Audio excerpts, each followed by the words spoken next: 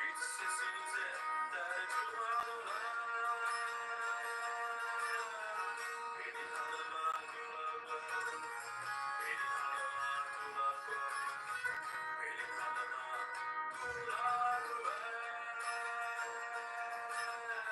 Hiç sesinize tercüman var, hiç sesinize tercüman var, hiç sesinize tercüman olan. Beni tanıma kulak ver, beni tanıma kulak ver, beni tanıma kulak ver. Hiç ses tanıtlar, hiç ses tanıtlar, hiç ses tanıtlar, artık yakarlar.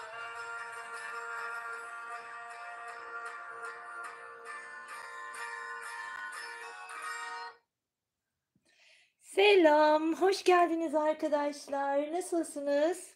Umarım çok çok çok iyisinizdir. Evet, söz verdiğim gibi burçlarla ilgili bir açılım yapacağız. İlk önce neden bilmiyorum içimden hava ve toprak grubu geldi. Hava grubuyla başlayacağım arkadaşlar. Şimdi ne diyoruz? 8 Nisan 2024 Koç burcunda yılın ilk güneş tutulması yaşanacak. Ve bu güneş tutulması biliyorsunuz tam bir güneş tutulması bizlere diyor ki hani insanlık için sorunların savaşarak değil de yani sorunları savaşarak çözmek bir erdem değil diyor.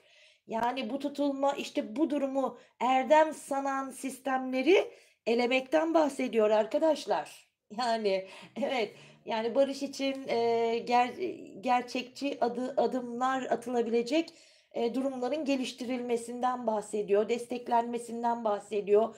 Bireysel hayatlarda ise güneş tutulması her türlü ilişkiyi dürterek dürüstlük sınavından geçirebilir arkadaşlar. Bakın önemli bir tutulma bu. Diyorum ya işte yani ilişkilerde de ne yapıyor? İlişkiyi dürtüyor yani ilişkiyi biraz böyle yerinden oynatıyor. Dürüstlük sınavlarından geçilecek günlerden bahsediyor. Bakalım neler olacakmış. Hep birlikte şimdi bir açılım yapacağız. Biraz hızlı yapacağım arkadaşlar. Çünkü her burcu tek tek yapacağım için bu videoda iki grubu yapıp kapatacağım. Sonra ateş ve suya geçeceğiz. Şimdi hava grubuyla başlayacağız. Hava grubunda neyle başlayalım? İkizlerle başlayalım. O geldi. O içimden geldi. Yapacak bir şey yok.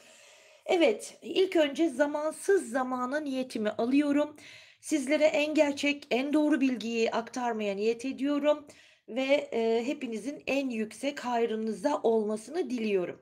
Hava grubundan İkizler burcuyla açılımımıza başlayalım. Hızlı bir açılım yapacağız. Bakalım neler verecek bize İkizler burcu.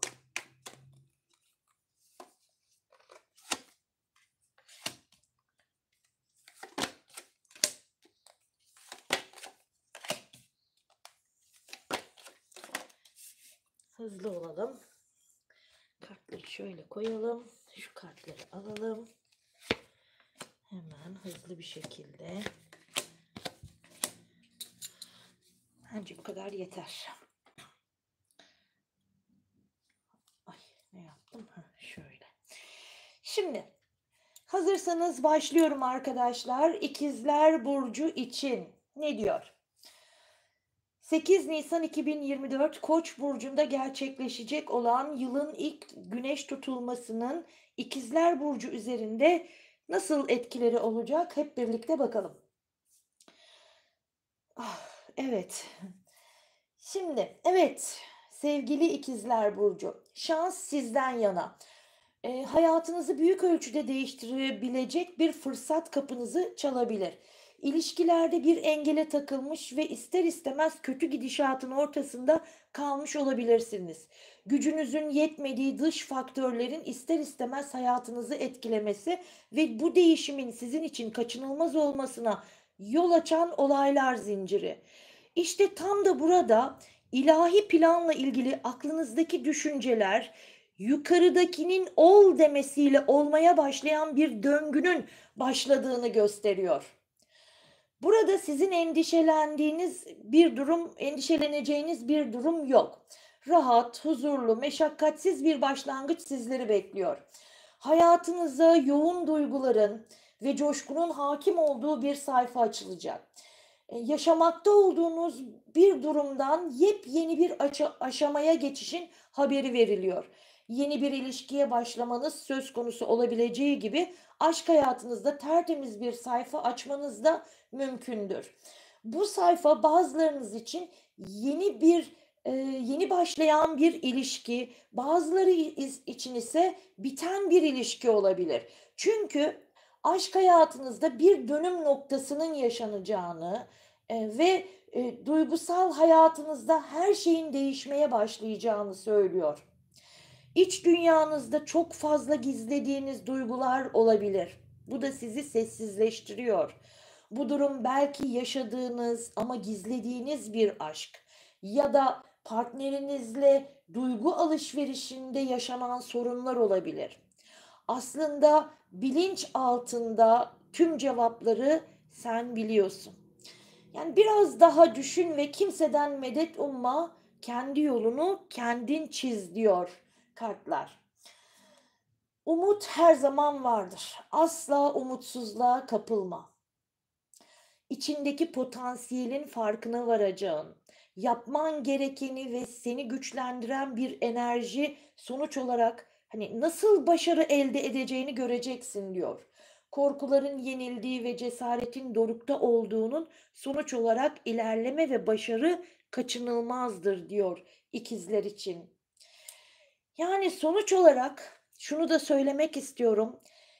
Sizin için arkadaşlar eğlencenin tanımı değişiyor. Sosyal çevreni, arkadaşlık ilişkilerini yeniden değerlendirme fırsatı bulacaksın. Ve bu dönemde seni ileriye taşıyacak sosyal bağlantılar kuracaksın. Yaşadığın ilişkilerin bu ilişki tanımı sadece aşkı kapsamıyor. Tüm ilişki alanlarında daha yüksek bir bilince sahip olmaktan bahsediyor. Sosyal çevren seni nasıl etkiliyor? Sana iyi geliyor mu? İşte tam da burada daha bilinçli bir ikizler burcu ortaya çıkıyor. Sosyal hayatında yapacağın değişiklikler senin kişisel büyümeni ve gelişimini destekleyecek. Yeni insanlarla tanışabilir, fikirlerini paylaşabileceğin yeni ortamlara, yeni gruplara katılabilirsin. Geleceğe dair planlarında radikal değişiklikler yapabilirsin. İletişim becerilerini ön plana çıkararak bu durumu hayatına olumlu değişiklikler yapma yönünde kullanabilirsin. Aynı zamanda toplumsal projelerde aktif rol almak için sana fırsatlar sunulacak. Evet, ikizler burcu için aslında güzel şeyler söyledi. Şimdi hemen hızlı bakacağız arkadaşlar. O zaman ne yapıyoruz? Hemen teraziye geçiyoruz. Aldık, kabul ettik ve öyle de oldu diyoruz. Hemen terazi burcuna kartları, şurada. Teraziler.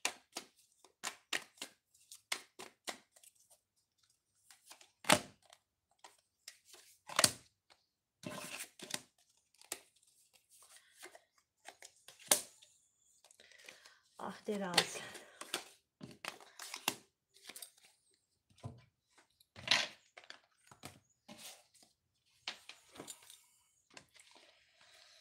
Ve teraziler.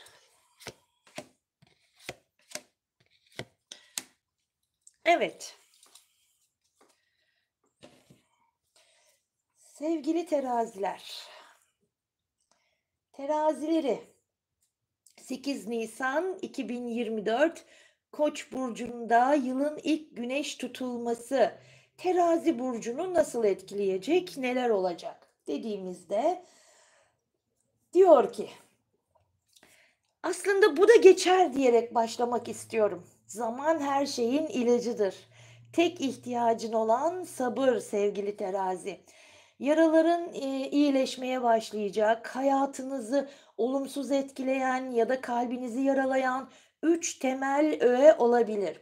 Bu tutulma sizi yaralayan öğeleri hayatınızdan çıkarıp atmanız için destekliyor. Gerçeklerin farkına varmanız konusunda destekleniyorsunuz. Aşk hayatınızda acılar ve çatışmalar yaşamış olabilirsiniz. Bir çöküş yaşamış olabilirsiniz. İlişkinizdeki denge ve kontrolün kaybedilmesi, partnerinizin kendini geri çekmesi ya da tek taraflı bir aşk yaşamış olabilirsiniz. Bu nedenle yaralı bir kalbe sahip olabilirsiniz. Bir ilişki iki kişi arasında yaşanır. Maalesef ilişkinize üçüncü bir kişi dahil olmuş da olabilir ya da üçüncü bir kişi ilişkinizi yaralamış olabilir. Kalbinizin iyileşmesi için bilinçaltınızdan çıkarılması gereken düşünce kalıplarını bilinçaltınızdan çıkarmalı ya da ilişkiye zarar veren kişilerin müdahalelerinin engellenmesi gerekmektedir. İşte siz de burada destekleniyorsunuz. Kupa kralını görüyorsunuz. Çalkantılı bir denizin ortasında sakin bir biçimde oturuyor. Fırtınalı deniz ve sudan çıkan balıklar aslında sorunların var olduğunu, fakat sizin soğukkanlılığınızı koruyarak duruma hakim olabileceğinizi ve sorunların hepsinin üstesinden gelebileceğinizi söylüyor. Bir çöküş yaşamış olabilirsiniz. İlişkideki denge ve kontrolün kaybedilmesi, partnerinizin kendini geri çekmesi ya da tek taraflı bir aşk yaşamış da olabilirsiniz. Ya da unutulmayan bir ex partner olabilir. Duygusal hayatınızda fikir ayrılıkları ya da bir çıkış yolu bulamamak, ilişkinizin ilerlemesi sizin istediğiniz yönde olmamış olabilir. Partneriniz negatif bir etki altında kalmış olabilir. Burada bir dönüm noktasından bahsediyor. Bazılarınız için uzlaşma ve sorunların ortadan kalkması beklenen gelişmelerin olması yönünde ilişkilerde yeni bir döneme işaret ediyor. İlişkinin temellerinin sağlam atılacağı bir döneme giriş, belki bir evlilik ya da ilişkide daha ciddi bir döneme giriş, ilişkisi olmayan ya da aşk acısı çekenler için de aynı durum söz konusu olacaktır. İlişkisi olmayanın gelecekteki partneriyle tanışma olasılığı vardır diyor. Evet, artık yolun sonuna gelindi. Değişimler sizleri bekliyor. Şimdi terazi. Benim adım denge diyen teraziler. Senin için ilişkiler, ortaklıklar yani önemli bir konuşamadım, çok özür dilerim. Sizin için ilişkiler, ortaklıklar için önemli bir dönem başlıyor. Bu dönemde karşılıklı anlayış ve uyumun önemini daha iyi anlayacaksınız. Ancak burada seni uyarıyor. İlişkilerde dengeli ve adil olmayı unutma diyor. Bakın, bu çok önemli. Sizi uyarıyor. İlişkilerde dengeli ve adil olmayı sakın unutma. Çünkü bu tutulma terazilerin ilişkilerinde dengesizlik ve uyumsuzlukları ortaya çıkarabilir ve bu durumu tetikleyebilir. Senin için sana zor gelen bazı kararları almak zorunda kalabilirsin. Çünkü bu tutulma sizi dengeli ve adil ol diye uyarıyor. Unutma, adalet herkes için vardır. Ve ilahi adalet her daim yolunu bulur.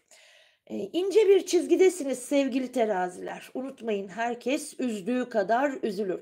Tabii yani bu sözlerim üzenler için, üzmeyenler için ise yine adalet tüm güzellikleriyle onları kucaklayacak. İşte tam da burada kimi teraziler güzelliklerle ödüllendirilirken kimi teraziler de maalesef üzüntü yaşayabilir.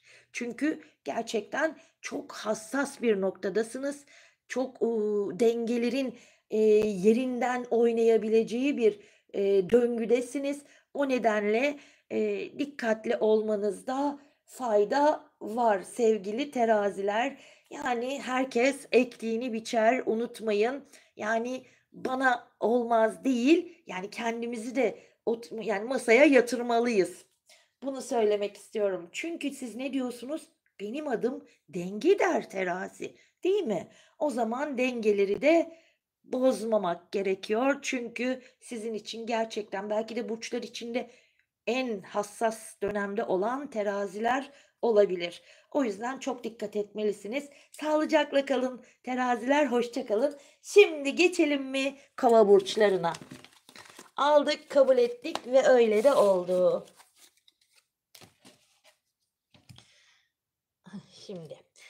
Şimdi ne diyoruz?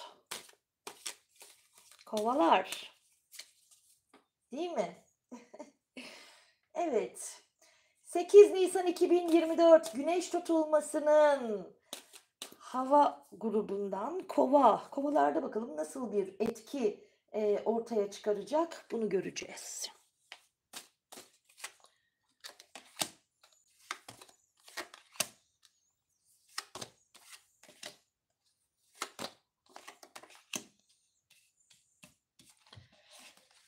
Ay, enteresan kartlar geliyor.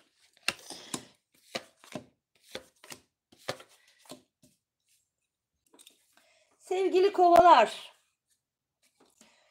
Evet, tılsım üçlüsüyle başladık. Fikirlerinizi daha rahat ifade edebileceğiniz bir zaman dilimine giriyorsunuz. Büyüme, öğrenme, kendini kanıtlamak, yeteneklerinizi sergilemek için muhteşem fırsatlar sizleri bekliyor. Aşk hayatınızda güzel haberlerin yolda olduğunun müjdesini veriyor. İlişkilerde karşılıklı anlayışın ön planda olacağını, ayrıca bir yatırım yapmak, örneğin ev almak ya da olan bir evi güzelleştirmek için fırsatların çıkabileceğini söylüyor.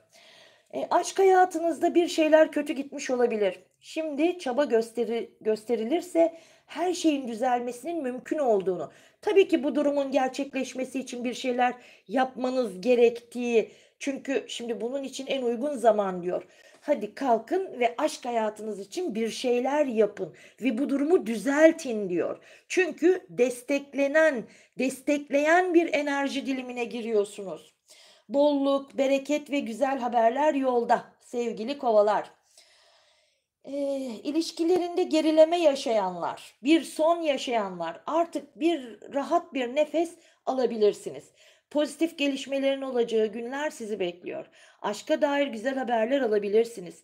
Geçmişten kaynaklı sorunların çözümlenmesi ve ilişkiye dair soru işaretlerinin ortadan kalkması için güzel bir zaman olacak. Aynı zamanda çocuk isteyenler için de yine şanslı günler olacak arkadaşlar. Şanslı günler başlıyor.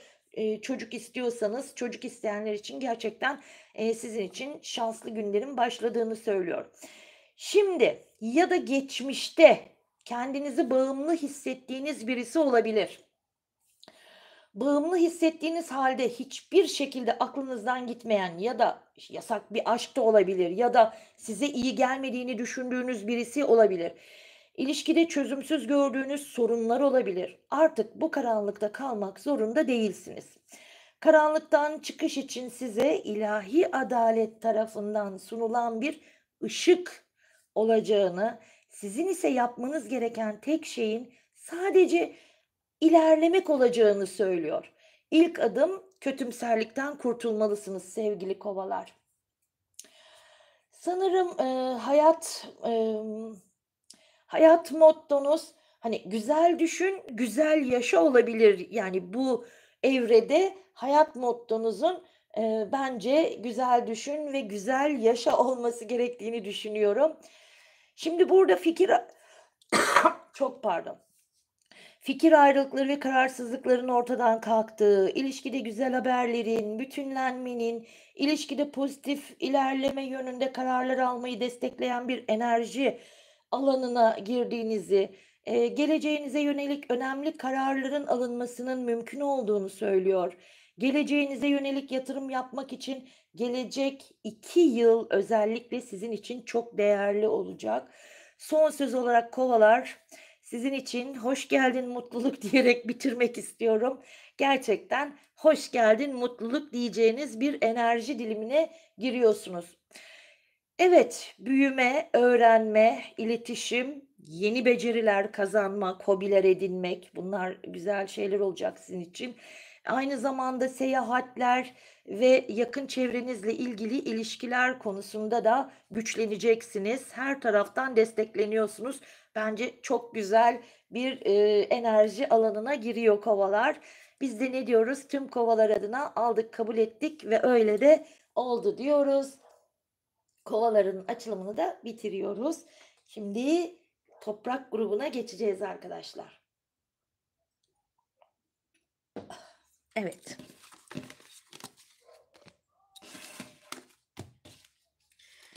Evet. Toprak grubu. Boğalar.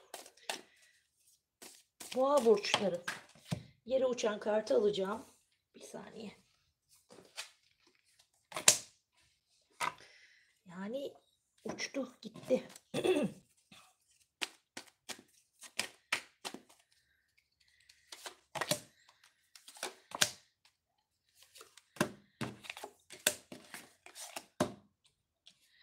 Hızlı olsun diye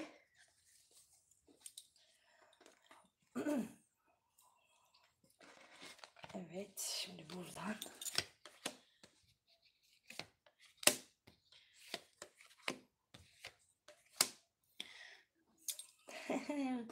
Boğalar. Evet. 8 Nisan 2024 Güneş tutulmasının Boğa burçları üzerine etkileri neler olacak? Ona bakacağız arkadaşlar. Evet, geçmişte yaşanan bir üzüntünün üzerinizde hala etkileri sürüyor olabilir.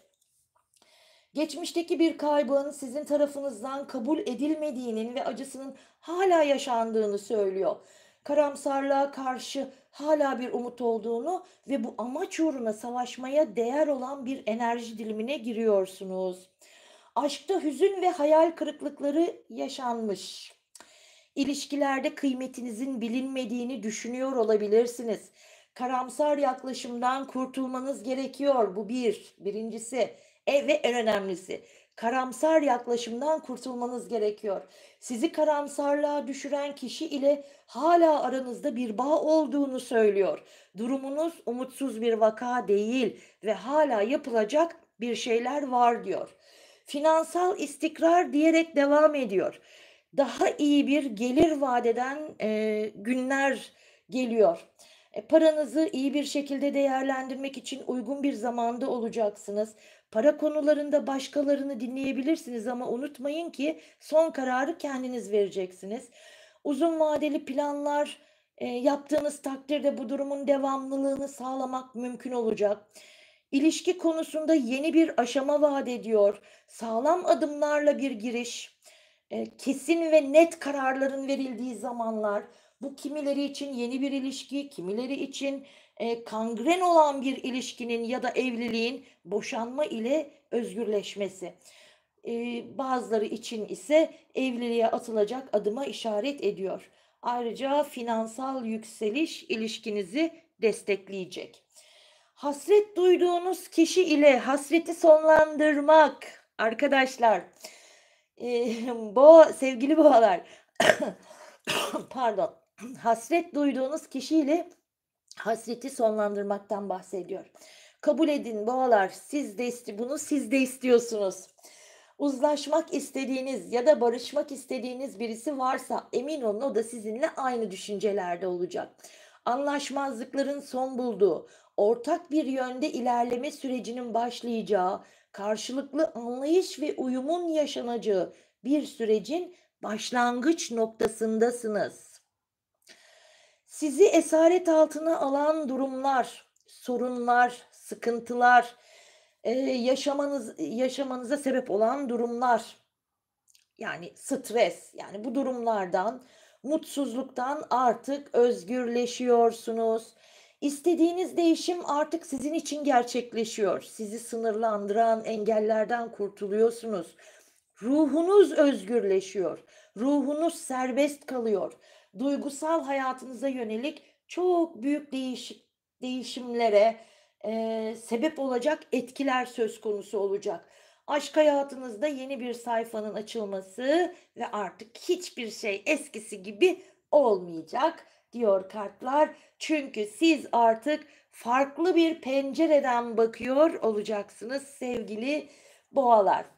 Yani bu tutulma sevgili boğalar, bu tutulma ile boğa burçlarına derin bir dönüşüm sürecinin başladığını ve geçmişi bırakma ve ruhsal olarak da şifalanma zamanı diyor.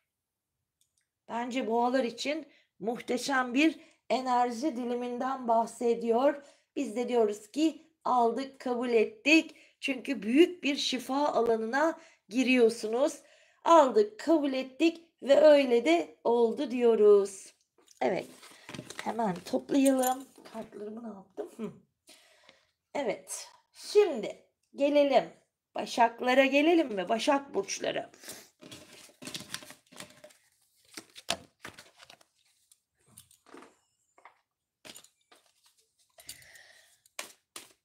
Başak burçları.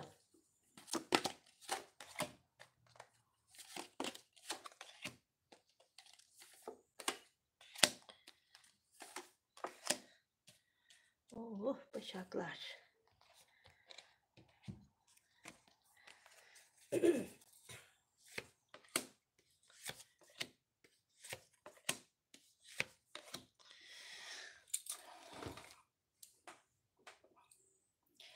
Evet, 8 Nisan 2024 Güneş tutulmasının Başak Burcu üzerindeki etkilerine bakacağız şimdi. Korkma diyor Başaklara, korkma, bırak diyerek başlamak istiyorum. Korkma, bırak. Çünkü sen azimlisin, güçlüsün. Ayrıca sizden yaşça küçük birileri olabilir. Bazen çocuklar, bazen kardeş ya da bir komşu bile olabilir.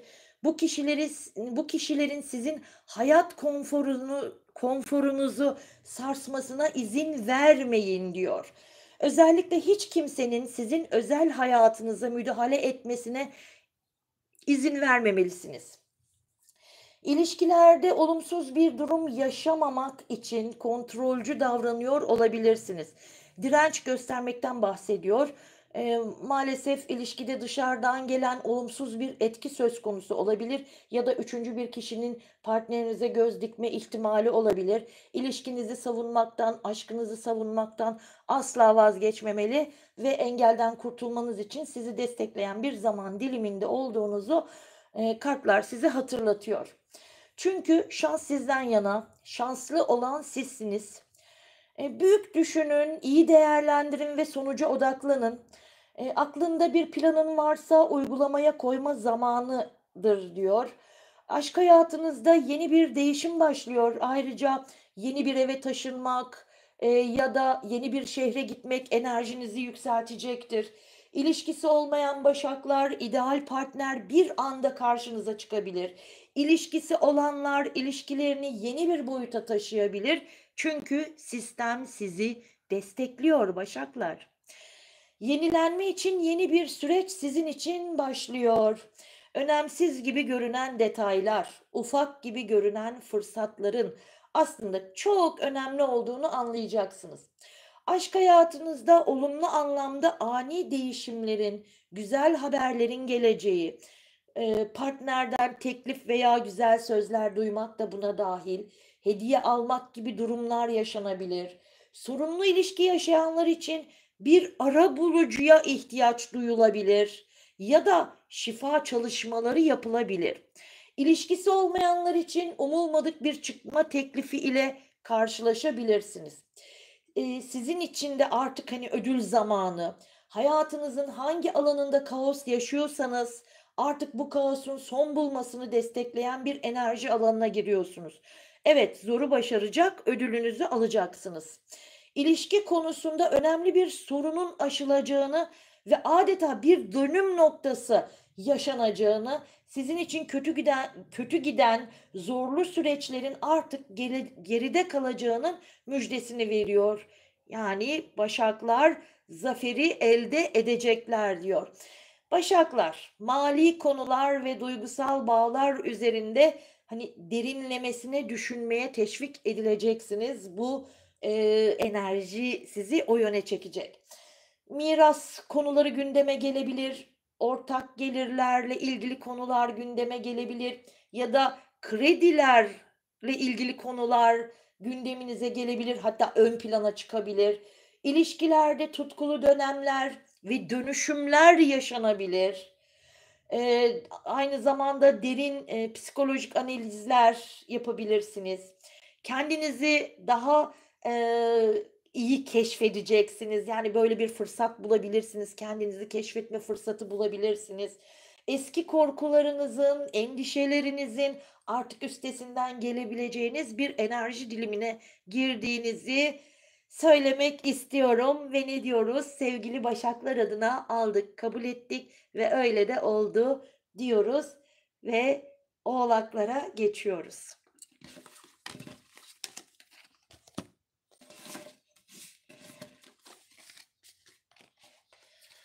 Hadi bakalım Oğlaklarda neler olacak?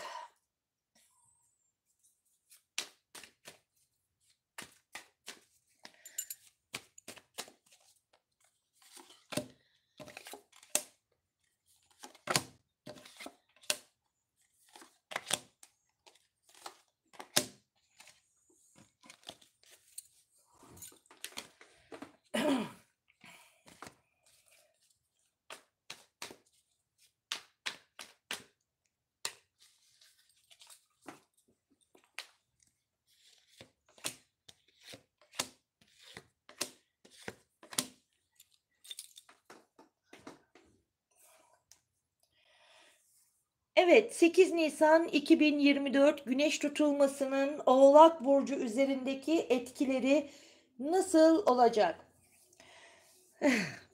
Sanırım Oğlakların güzel bir tatile ihtiyacı olabilir.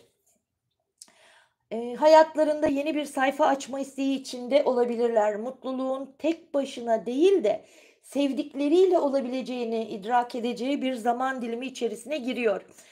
Eğer evliyseniz, evliliğin geleceğine yatırım yapmak ile ilgili kararlar alınması mümkün. Oğlak Burcu'nun bir ex partneri varsa burada kararsızlıkların son bulmasını istediği, barışma isteğinin çok fazla olduğu bir enerji gündeme geliyor. İlişkide güzel haberlerin, uyumun, ahengin müjdesini veriyor. Kavuşma zamanı diyor, barışacaksınız. Karşılıklı kararların alınacağı, ilişkide fikir uyuşmazlıkları varsa bu durumun son bulacağı ve ortak bir yönde ilerleme sürecinin başlayacağına işaret ediyor. Partnerden bir teklif gelebilir. Kısacası karşılıklı anlayış ve uyumlu bir sürecin başlangıç noktasında olacaksınız. Çözüme odaklı günler geliyor. Hayata kısa bir mola verdiğinizi düşünüyor olabilirsiniz ya da geçmişte hayata kısa bir mola vermiş olabilirsiniz. Geriye baktığınızda bir mola görebilirsiniz orada, bulabilirsiniz. Böyle düşünüyor olabilirsiniz. İlişki konusunda hastalıklı bir ilişkinin tedavi edilmesine dikkat çekiyor. Evet, ilişkide partnerlerden sadece birisinin özverili davrandığı bir birliktelik yaşamış olabilirsiniz. Kendinizi ilişki içerisinde yalnız hissetmiş olabilirsiniz. Yaşanılan ilişki nasıl olursa olsun yetersizlik duygusu hakim olmuş. Bu durumda sizi derinden etkilemiş olabilir. İlgisizlikten ya da partnerinizin size zaman ayıramamasından şikayet ediyor olabilirsiniz. Vakit olumsuzluklara elveda vaktidir diyor kartlar. Sizi rahatsız eden her ne ise onunla vedalaş diyor. Pozitif ol, kendini yenile. Çünkü her şey çok güzel olacak. Çünkü senin için bir umut ışığı doğdu. Aynı zamanda bir imaj değişikliği yapabilir sevgili oğlaklar. Bu imaj değişikliği hani bedensel olabilir, yani fiziksel olabilir. Fiziksel bir değişiklik de olabilir ama bir imaj değişikliği veriyor yani. Ve bu diyor ki bu sana iyi gelecek. Söylemen gereken hiçbir sözü içine atma, söyle ve rahatla. İlişkide huzur verici gelişmeler olacak diyor ve senin için rahatlatıcı bir süreç başlayacak. Her şey senin için iyi olacak. Evet oğlaklar, sizler için ev, aile ve kişisel temeller üzerine yoğunlaşma dönemi olarak veriyor. Bu arada Oğlaklar ev almak isteyebilir ya da taşınmak isteyebilir ya da aile ilişkilerinde önemli gelişmeler yaşanabilir. Aile bağlarını güçlendirme vaktidir diyor. Aynı zamanda, hani, o güven duygusuyla ilgili bu durumu arttırmanın bir fırsat olduğunu söylüyor. Ama sevgili Oğlaklar için de güzel günler, görünüyor arkadaşlar. Biz de ne diyoruz? Aldık, kabul ettik ve öyle de oldu diyerek Oğlaklarla da Toprak grubunu bitiriyoruz arkadaşlar. Şimdi bu video yüklensin. Daha sonra Ateş ve Su burçlarını yorumlamak üzere burada olacağım. Tabii ki video yüklendikten sonra. Umarım beğenmişsinizdir. Dakikaları ayırmaya çalışacağız orada, hangi burç hangi dakikada. Sizler de herkes kendi burcunu hangi dakikada izlediğini yazarsa yorumlara, hani, bakanlar için de kolaylık olur. Şimdiden teşekkür ediyorum. Kendinize çok iyi bakın. Bu güneş tutulması inşallah hepinize çok iyi gelsin. Tüm olumsuzlukları hayatınızdan alıp götürsün ve güzelliklerle dolsun. Şimdilik hoşça kalın. Görüşmek üzere.